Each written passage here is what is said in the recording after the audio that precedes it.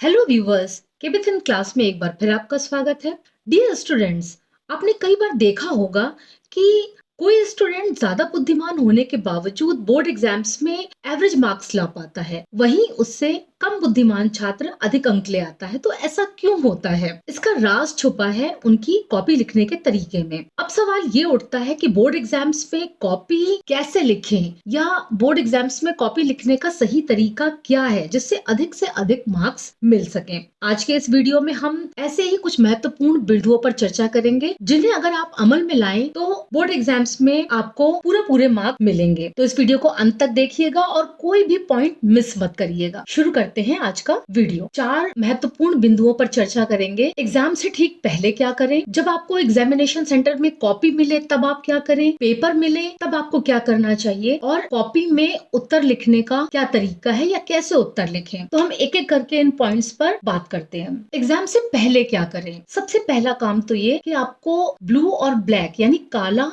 और नीला इस रंग के कई पेन खरीद लेने चाहिए। ब्लैक और ब्लू के अलावा किसी और रंग के पेन का प्रयोग उत्तर लिखने में बिल्कुल भी ना करें। काले पेन का यूज आप हेडिंग डालने के लिए, प्रश्न संख्या डालने के लिए कर सकते हैं, और नीले पेन का उपयोग उत्तर लिखने के लिए करेंगे। स्टूडेंट्स, एग्जामिनेशन में बिल्कुल नए पेन का यूज करने से आपको बचना चाहिए, क्योंकि नया पेन जो होता है उससे राइटिंग अच्छी नहीं आती, फ्लो नहीं होता है, उस पेन का फ्लो नहीं होता है, इसलिए आप स्पीड से आंसर नहीं लिख सकते हैं। जब भी आप नया पेन खरीदें तो उससे 1-2 पन्ने लिख लें जिससे उसका फ्लो आ जाएगा, फिर आप उस पेन को यूज कर सकते हैं। एग्जामिनेशन से रिलेटेड जो भी आपको स्टेशनरी या सामान चाहिए उसे पहले से ही एक जगह पर रख लें, ताकि अंतिम समय पर आपको उन्हें ढूंढना ना पड़े। जैसे आपका एडमिट कार्ड हो गया, registration card, pen, pencil, scale, sketch pen या और भी जो सामान आपको चाहिए उन्हें आप एक जगह पर इकट्ठा कर लें। एग्जामिनेशन से ठीक पहले वाली रात में आपको देर रात तक जागना नहीं चाहिए, क्योंकि अगर आप देर रात तक जागेंगे तो मॉर्निंग में आप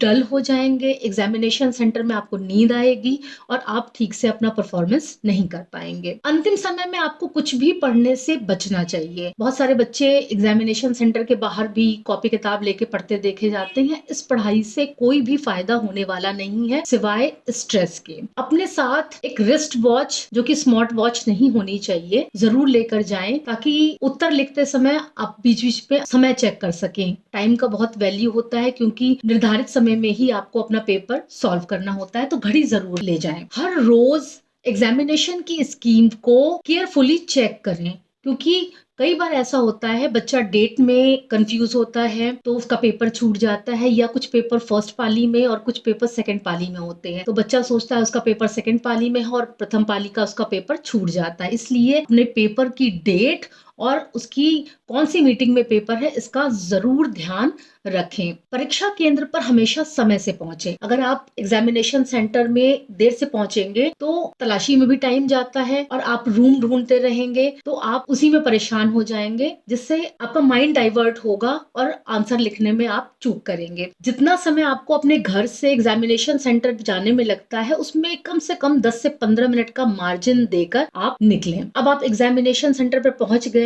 अपनी सीट पर बैठ गए, आपको कॉपी मिली, तो कॉपी मिलने पर आपको क्या करना है? जब आपको बोर्ड की कॉपी मिलती है तो सबसे पहले उसका जो फर्स्ट पेज होता है आपको स्क्रीन पर दिख रहा है, उसको बहुत ही केयरफुल होकर भरें। कॉपी आपको एक बार ही मिलेगी। अगर आप उसको भरने में किसी प्रकार की कोई गड़बड़ करते हैं तो दूसरी कॉपी नहीं मिलेगी और आपको काट कर ही उसे सही करना पड़ेगा। तो फर्स्ट इंप्रेशन ही आपका खराब हो जाएगा। इसलिए जरूरी है कि बहुत ही सावधानी से कॉपी का पहला पेज भरें। अब सवाल ये उठता है कि कॉपी के पहले पेज पे क्या क्या भरना होता है। तो आप देखिए, कॉपी के पहले पेज पे सबसे पहले आपको अपना रोल नंबर लिखना होगा, अंकों में भी और शब्दों में भी। उदाहरण आप देख सकते हैं, अगर आपका रोल नंबर दिया हुआ है तो अंकों में भी लिखा है और शब्दों में भी लिखा है। शब्दों में आप 2 तरीके से लिख सकते हैं, जैसे 9,53,608, या फिर एक दूसरा तरीका भी होता है कि आप हर डिजिट को अलग अलग लिखें, जैसे 9, 5, 3, 6, 2, 8। तो दोनों में से जो तरीका आपको ठीक लगता है आप लिख सकते हैं। इसके बाद विषय तथा प्रश्न पत्र, जो भी आपका सब्जेक्ट है, और प्रश्न पत्र में आप केवल लिखेंगे, क्योंकि अब हर विषय का केवल एक ही पेपर होता है। संकेतांक क्वेश्चन पेपर में दिया होता है। संकेतांक आप नोट करेंगे पेपर मिलने पर। जब आपको पेपर मिलेगा तब उसको आप यहाँ पर संकेतांक को लिखेंगे। परीक्षा का दिन, जिस दिन आपका पेपर है, सोमवार, मंगलवार, बुधवार, वो आप यहाँ पर लिखेंगे। परीक्षा की तिथि यानी डेट डालेंगे और पाली यानी फर्स्ट मीटिंग में पेपर है या सेकंड मीटिंग में, वो आप यहाँ पर लिखेंगे। परीक्षा केंद्र का नाम, जिस सेंटर पर आप पेपर दे रहे हैं उस सेंटर का नाम यहाँ पर लिखेंगे और जिस रूम में आप पेपर दे रहे हैं उस रूम की संख्या आप यहाँ पर भरेंगे। तो ये आपका फ्रंट पेज है, इस पे इतनी इंफॉर्मेशन आपको भरनी है। फ्रंट पेज के बाद जो आप उसको खोलेंगे तो आगे के पन्नों में आपको हर पेज पर बाईं तरफ एक मार्जिन दे देना है। ये आपको कॉपी मिलते ही कर लेना है। फ्रंट पेज भरिए और उसके बाद कॉपी के सभी पन्नों पर बाईं तरफ स्केल से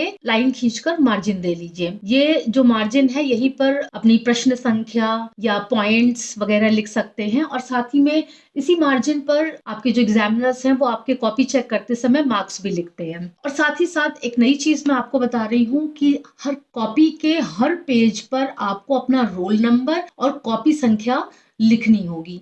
कॉपी संख्या जो है वो आपको कॉपी के फ्रंट पेज पर छपी हुई रहती है। कॉपी में आपने इंफॉर्मेशन भर ली। अब जब आपको पेपर मिलता है तब आपको क्या करना है? जैसे ही आपको पेपर मिले सबसे पहले आप पेपर में अपना रोल नंबर और अपना नाम लिखेंगे। प्रश्न पत्र देखकर घबराएं नहीं। कुछ स्टूडेंट पेपर देखकर ही तनाव में आ जाते हैं और ऐसे में जो कुछ भी याद होता है वो भी वो भूल जाते हैं। तो पेपर देख के आपको घबराना नहीं है, ठीक है, बल्कि कंसंट्रेट होकर आपको पेपर पढ़ना है। क्वेश्चन पेपर में जो भी निर्देश दिए गए हैं उनको ध्यानपूर्वक पढ़ें। जो फर्स्ट पेज होता है क्वेश्चन पेपर का उसमें सारे निर्देश दिए होते हैं, किस तरह के प्रश्न है, किन प्रश्नों के उत्तर कितने बड़े लिखने हैं, कितनी शब्द सीमा है या कौन से क्वेश्चन ऑप्शनल हैं और कौन से क्वेश्चंस कंपलसरी हैं। ये सारी सूचनाएं निर्देश में होती हैं, तो निर्देश को बिल्कुल ध्यानपूर्वक पढ़ना चाहिए। पूरा प्रश्न पत्र एक बार जरूर पढ़ें। प्रश्न पत्र पढ़ने के लिए 15 मिनट का अतिरिक्त समय दिया जाता है। जरूरी नहीं है कि आप पूरा 15 मिनट पेपर पढ़ने में लगाएं, आप अपने हिसाब से 5 से 7 मिनट भी लगा सकते हैं, लेकिन क्वेश्चन पेपर को एक बार पूरा पढ़ें जरूर।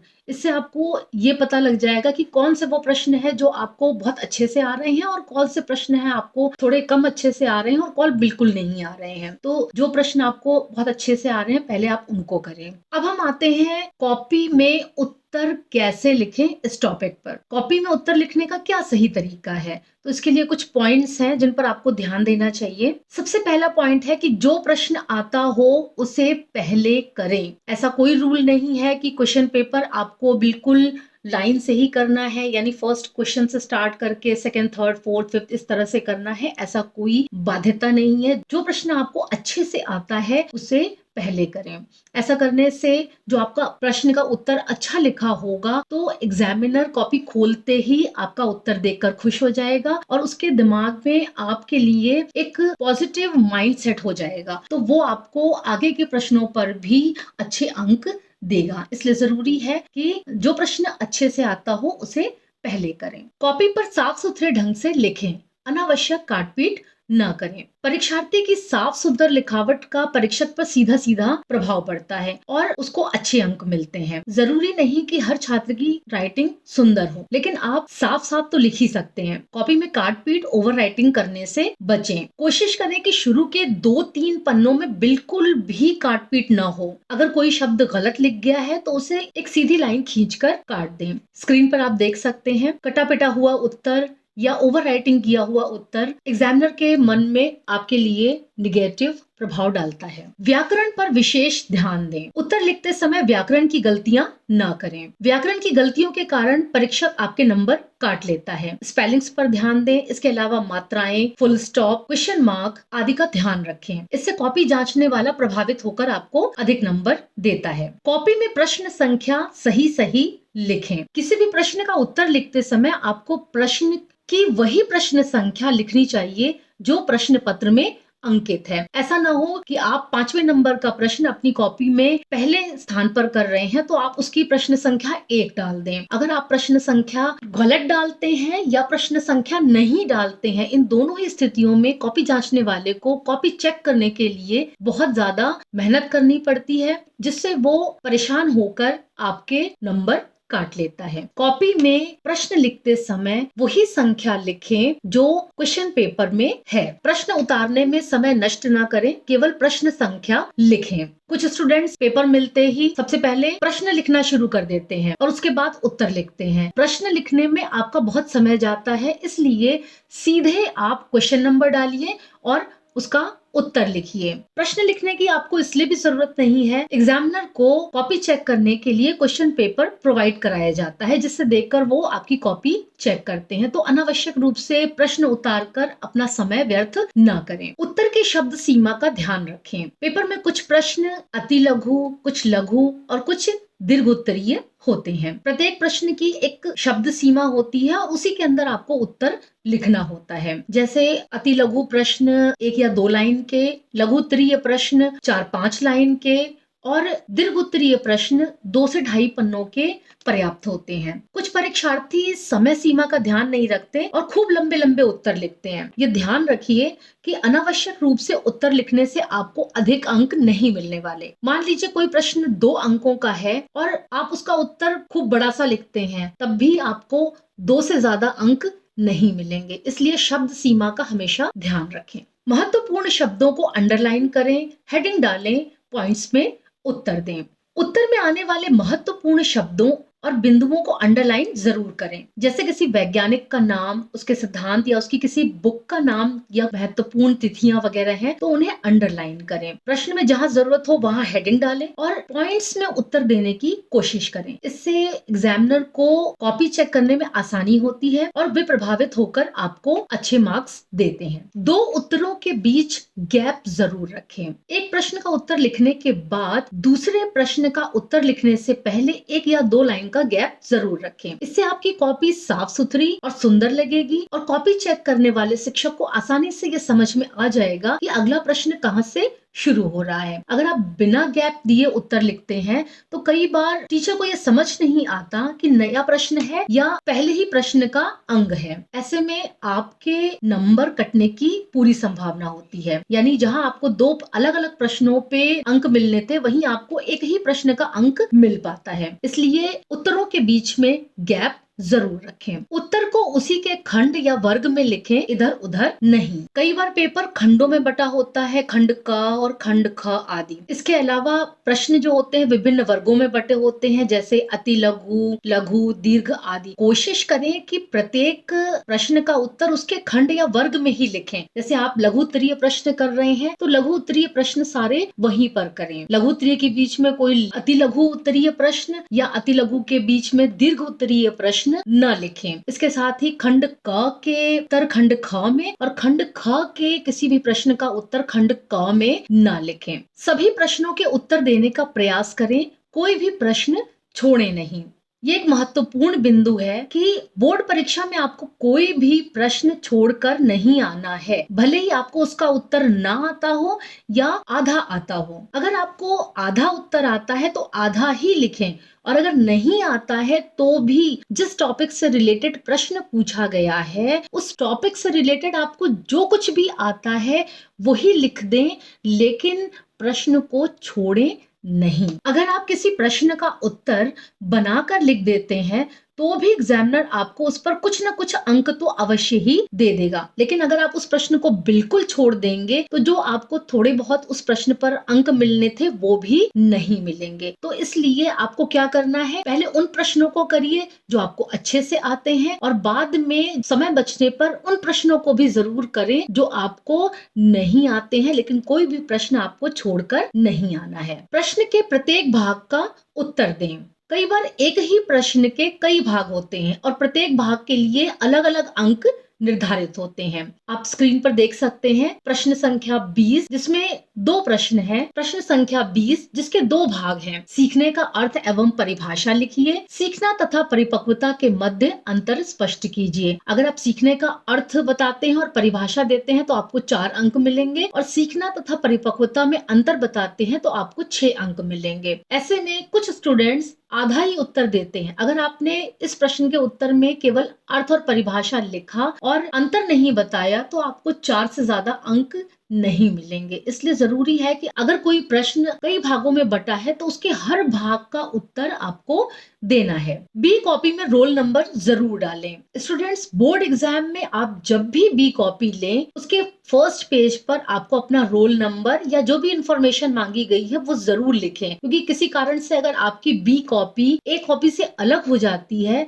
तो आपको बहुत नुकसान होगा। अगर रोल नंबर लिखा रहेगा तो आपकी कॉपी चेक हो जाएगी। महत्वपूर्ण चित्रों को जरूर बनाएं और चित्रों में नामांकन भी जरूर करें। बोर्ड एग्जाम्स में कुछ क्वेश्चंस ऐसे आते हैं जिनमें चित्र बनाना बहुत जरूरी होता है। इन चित्रों से आपको अच्छे अंक हासिल करने में मदद मिलती है। कई बार कुछ स्टूडेंट्स क्वेश्चन का आंसर तो लिख लेते हैं और चित्र बनाने के लिए जगह छोड़ देते हैं कि बाद में बनाएंगे, और फिर वो जो छूटी हुई जगह है वो वैसी की वैसी रह जाती है और समय की कमी के कारण वो उस चित्र को नहीं बना पाते, जिससे उनके अंक कटते हैं। तो ये जरूरी है कि जहां पर जरूरत हो, जहां पर आवश्यक हो, वहां चित्र जरूर बनाएं। इससे आपके नंबर बढ़ते हैं। और न केवल चित्र बनाएं बल्कि चित्रों में नामांकन जरूर करें, क्योंकि बिना नामांकित किया हुआ चित्र अपने आप में शून्य के बराबर होता है। किस चीज का चित्र बना है वो भी जरूर लिखें और उसको नामांकित भी जरूर करें। कॉपी के अंत में अपना रोल नंबर जरूर लिखें। जी हाँ स्टूडेंट,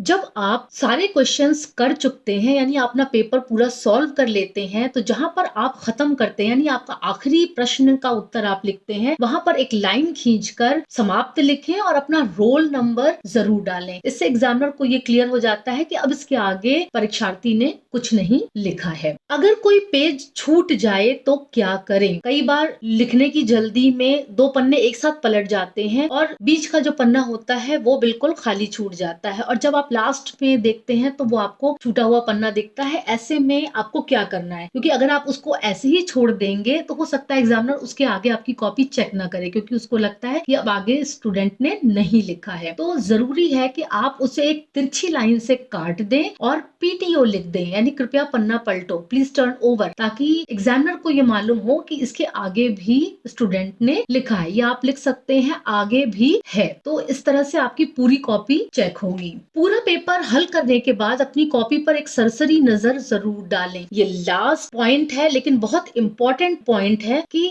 जब आप पूरा क्वेश्चन पेपर सॉल्व कर लें तो एक बार अपनी कॉपी के सभी पेजेस को, अगर आपके पास समय है तो सरसरी तौर पर जरूर देखें। इससे आपको अगर कोई ग्रामर की मिस्टेक मिलती है तो आप उसको करेक्ट कर सकते हैं। कोई क्वेश्चन अगर आपका छूट रहा है तो आप उसको कर सकते हैं, और साथ ही साथ आपने किसी क्वेश्चन में क्वेश्चन नंबर नहीं डाला है या फिर आप उसमें कोई चीज ऐड करना चाहते हैं तो वो आप कर सकते हैं। इसलिए लास्ट में अपनी कॉपी चेक करने के लिए 5 मिनट जरूर बचाएं। ये थे बोर्ड एग्जाम्स में एक अच्छी कॉपी लिखने के टिप्स और ट्रिक्स। मुझे उम्मीद है कि अगर आप इन ट्रिक्स को फॉलो करेंगे, इन पॉइंट्स को आप अमल में लाएंगे, तो वो कोई ताकत नहीं है जो आपको एग्जामिनेशन में हाईएस्ट मार्क लाने से रोक सके। एग्जामिनर भी ऐसी कॉपी को देखकर खुश होकर भर भर के नंबर आपको देंगे। आज का ये वीडियो आपको कैसा लगा? अगर आपको ये वीडियो पसंद आया, आपके लिए फायदेमंद रहा, तो मेरे चैनल को सब्सक्राइब कीजिए, लाइक कीजिए और शेयर कीजिए।